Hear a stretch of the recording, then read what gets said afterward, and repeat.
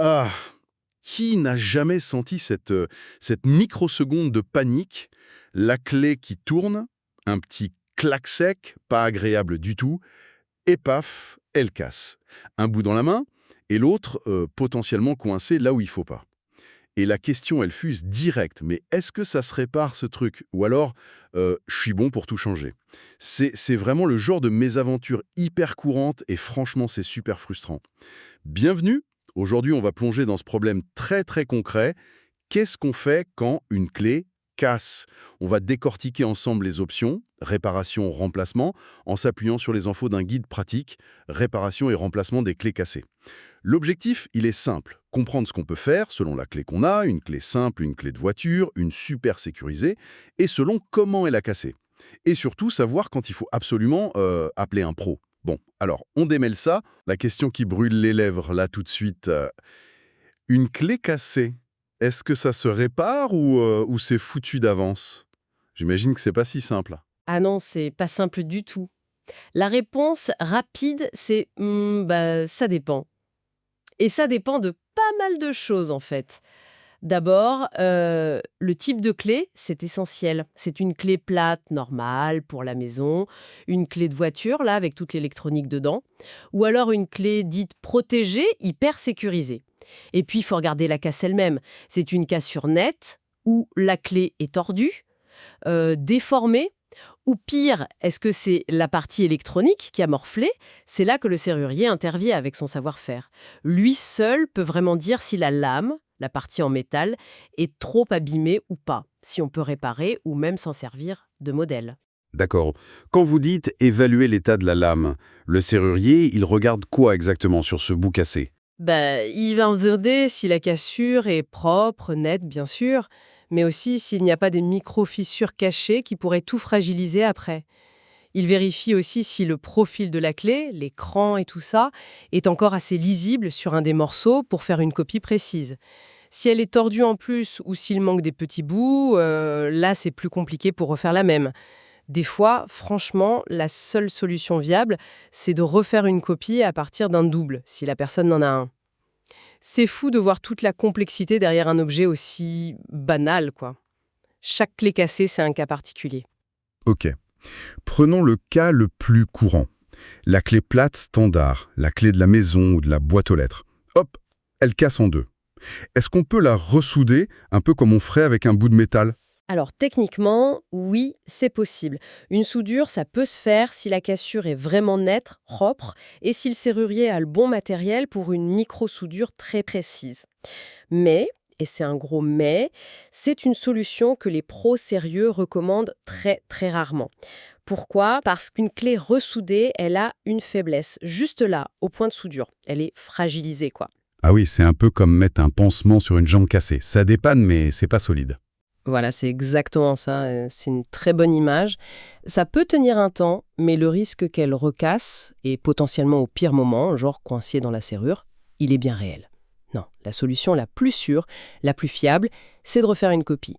Si un des morceaux est assez grand et pas trop abîmé, le serrurier peut s'en servir pour tailler une clé neuve. L'idéal, évidemment, c'est de partir d'un double. Ça garantit une clé nickel sans point faible. Compris. Donc, clé simple, réparation possible, mais bof, la copie c'est le mieux. Passons maintenant à un terrain plus épineux. Et là où, comme vous disiez, ça devient intéressant. Les clés de voiture. Elles ont souvent de l'électronique. Alors qu'est-ce qui se passe si c'est juste le métal qui casse, ou si c'est le boîtier en plastique, ou pire, la puce dedans? Oui, là, faut bien distinguer les cas parce que les solutions sont pas du tout les mêmes. Premier cas, juste la lame en métal est cassée, mais le boîtier électronique, lui, il est intact. Dans ce cas-là, souvent, il y a une solution assez simple. Un serrurier auto-spécialisé ou le concessionnaire peut refaire juste la partie métal et la remettre dans le boîtier d'origine. Parfois, si le boîtier est un peu fatigué aussi, on peut juste transférer l'électronique, la puce, le circuit, dans un nouveau boîtier avec une nouvelle lame. C'est souvent moins cher, ça. Deuxième cas, là c'est plus délicat. La partie électronique est touchée. Ça peut être le transpondeur, cette petite puce qui parle à l'antidémarrage de la voiture. Exactement, c'est la sécurité anti-vol de base. Si ce transpondeur est fichu, ou si le circuit imprimé dans la clé est fissuré, a pris l'eau, alors là, la réparation devient, comme le dit notre source, rarement possible. L'électronique auto aujourd'hui, c'est tout petit, souvent scellé, moulé. Essayer de réparer ça, c'est plus du bricolage risqué qu'autre chose, hein. C'est pas comme changer une pièce sur un vieux circuit imprimé, quoi. Donc, si l'électronique a pris un coup, c'est quasiment toujours remplacement complet de la clé. Dans la très grande majorité des cas, oui, il faut commander une nouvelle clé ou un nouveau module. Et l'étape obligatoire après, c'est la programmation. Il faut dire à la voiture de reconnaître cette nouvelle clé. Et ça demande du matériel de diagnostic et de programmation spécifique à la marque, au modèle. Seuls les concessionnaires ou certains serruriers auto très spécialisés et agréés ont ça. Ça rajoute une complexité et un coût aussi, forcément. Je vois. L'électronique, ça change tout, effectivement. Et alors, quid des clés dites protégées? Celles qui vont avec les serrures de sécurité, souvent avec une carte de propriété. Si une de ces clés casse, on est encore plus coincé. Ah oui, avec les clés protégées, on monte encore d'un cran dans la complexité et les contraintes. Qu'elles soient protégées par un brevet, par un profil très spécial, ou qu'elles aient de l'électronique verrouillée, leur but c'est justement d'empêcher les copies ou les modifs non autorisés. Du coup, la réparation c'est quasi inexistante, et pour en refaire une, c'est hyper encadré. Donc, pas question d'aller chez le serrurier du coin avec un bout de clé protégé. Ah non, certainement pas. Si une clé comme ça casse, il faut obligatoirement passer par les circuits officiels agréés. Ça peut être le fabricant de la serrure, un revendeur ou un serrurier habilité par la marque, ou le concessionnaire pour certaines clés de voiture haut de gamme qui sont aussi protégées. Eux seuls ont les bonnes ébauches, les machines de précision et les autorisations. Et c'est là qu'on touche à un point important que vous mentionniez un peu, ce fameux équilibre entre la sécurité qu'on veut et la facilité d'utilisation ou de remplacement. Plus une clé est sécurisée, plus c'est compliqué si on la perd ou la casse. C'est un arbitrage permanent, ça. Logique. Concrètement, c'est quoi ces démarches compliquées? Qu'est-ce qu'il faut prévoir si on doit remplacer une clé protégée cassée? Les règles sont très strictes. Pour refaire juste le métal d'une clé protégée, l'atelier agréé va demander systématiquement la carte de propriété, celle qu'on a eue en achetant la serrure. C'est la preuve qu'on est bien le propriétaire. Il faudra aussi souvent montrer une pièce d'identité valide. Sans ces papiers, impossible de commander ou de tailler une nouvelle clé. Ah oui, donc perdre cette carte de propriété, ça devient une vraie galère. Ça peut bien compliquer les choses, ouais. Faut voir après avec le fabricant ou le réseau agréé comment faire, mais ça peut être plus long, plus cher. Et si la clé protégée a aussi une puce électronique spécifique, ce qui est de plus en plus courant, alors là, la commande et surtout la programmation, c'est obligatoirement par un pro habilité par la marque. Il n'y a pas de solution de contournement fiable et légale pour ça. C'est bon à savoir. On aborde maintenant le scénario catastrophe, hein. La clé ne casse pas juste dans la main, non, elle casse net dans la serrure. On se retrouve avec ce petit bout de métal coincé qui bloque tout. Là, on fait quoi? Et surtout, qu'est-ce qu'il ne faut surtout pas faire?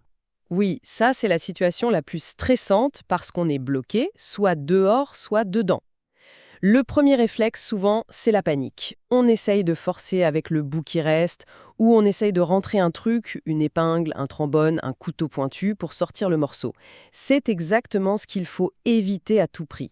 Forcer, ça risque d'abîmer les goupilles, le mécanisme super délicat à l'intérieur du cylindre, et là, un simple problème de clé cassée se transforme en cylindre à changer complètement. Et ça, c'est beaucoup plus cher.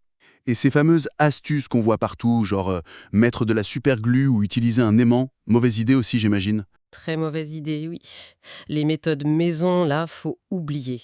Essayer de mettre de la colle sur le bout de clé pour récupérer celui qui est coincé, le risque c'est de coller le fragment pour de bon dans le cylindre.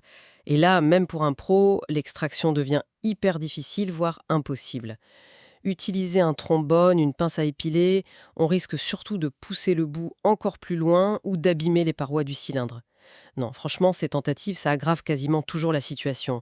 Ça pose d'ailleurs la question de la confiance qu'on met parfois dans des solutions miracles trouvées sur Internet pour des problèmes techniques pointus. On croit gagner du temps ou de l'argent et au final, on fait plus de dégâts. Donc, le mot d'ordre, c'est on ne touche à rien. Exactement. La meilleure chose à faire, c'est de ne rien tenter soi-même. Par contre, il y a un truc très important à faire. Garder précieusement tous les morceaux de la clé cassée, même le plus petit bout qui serait tombé par terre. Pourquoi? Parce que ces morceaux, pour le serrurier, c'est comme les pièces d'un puzzle. Ça lui permet de reconstituer la forme exacte de la clé. C'est parfois crucial pour retrouver le bon profil et refaire une clé qui marche, une fois le morceau sorti. Et ensuite, logiquement, on appelle à l'aide. Oui, l'action à faire, la seule qui soit vraiment sûre et efficace, c'est de filer un coup de fil tout de suite à un serrurier professionnel. Si possible à un artisan qu'on connaît, qui est recommandé ou qui fait partie d'un réseau fiable. Lui seul a les outils spéciaux, notamment des extracteurs de clés cassées de toute taille, faits exprès pour sortir le fragment sans bousiller le cylindre. Et il a l'habitude, il sait comment s'y prendre. Bon, alors si on essaye de synthétiser un peu tout ça, que ce soit une clé plate, une clé de voiture high-tech, une clé protégée de coffre-fort ou ce maudit bout coincé dans la serrure, le point commun, on dirait bien que c'est l'appel au serrurier, non? C'est exactement ça. Dans quasiment tous les cas de clés cassées, le serrurier pro, c'est vraiment la personne à contacter en priorité. Il y a plein de raisons. D'abord, son expertise. Il va poser le bon diagnostic, c'est juste une extraction, on peut refaire une copie, ou est-ce que la serrure a trop souffert et il faut penser à remplacer le cylindre. Ensuite, il a les bons outils, les outils professionnels. Ça va bien plus loin que le tournevis. Les extracteurs spécifiques, les machines pour tailler les clés avec précision, parfois même des outils pour ouvrir sans rien casser si besoin. Et j'imagine qu'il a aussi ses contacts, son réseau. Tout à fait. Un bon serrurier, il a souvent ses fournisseurs, ses partenaires. Si la clé est un peu spéciale, brevetée ou qu'elle demande une programmation électronique pointue, il saura vers qui se tourner. Le fabricant, un autre spécialiste. Et enfin, et c'est peut-être le plus important, surtout quand la clé est coincée, c'est que son savoir-faire garantit une intervention propre. Il sait comment faire pour ne pas abîmer le cylindre, la serrure ou même la porte. Il évite les dégâts collatéraux qui coûtent cher. Faire appel à un pro, c'est un investissement pour une solution qui tient la route, qui est sûre, et pour avoir l'esprit tranquille, quoi. C'est très clair. Alors, si on devait retenir les points essentiels de notre discussion en suivant notre guide, premièrement, réparer une clé classée, c'est vraiment au cas par cas. Ça dépend de la clé et de la casse. Ensuite, les clés plates normales, la soudure, c'est fragile. Le mieux, c'est de refaire une copie à partir d'un bout ou encore mieux, d'un double.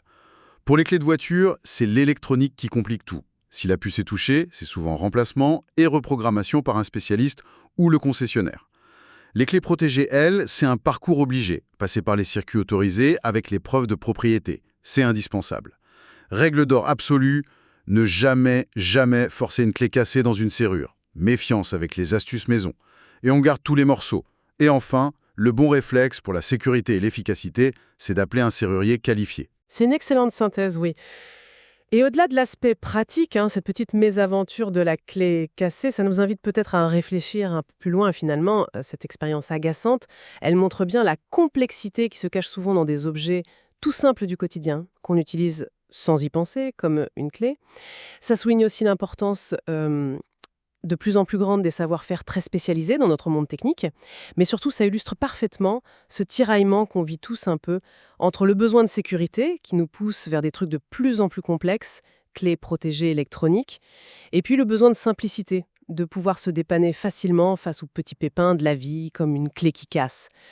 Trouver le bon équilibre entre bien se protéger et pouvoir quand même utiliser ses affaires facilement, même en cas de problème, ben voilà, un défi qui va bien au-delà des serrures. C'est une question qui se pose pour plein de technologies aujourd'hui.